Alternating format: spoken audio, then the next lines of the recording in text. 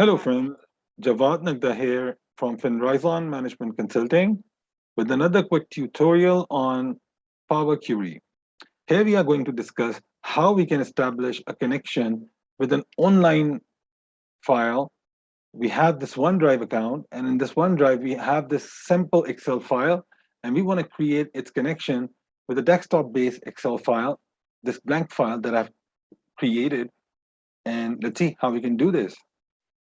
First thing, I'm going to right click on this file, and open this file in app, which means this file will be open in desktop based application. And this is the shape of this file, as you can see.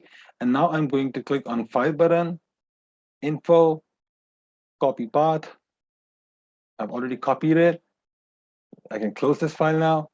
And now I'm here in this file again in my data tab. In the get and transform data, I'm going to create this from web connection. Type in the URL, and the only change you want to make in this URL is delete this text after XLSX.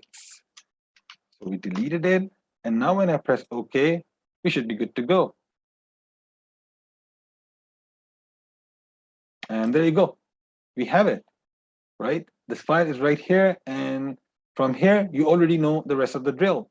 We're going to dive into transform data, and we're going to make all those transformation and then load to our data model or our Excel file, as the case may be. Hopefully you like it.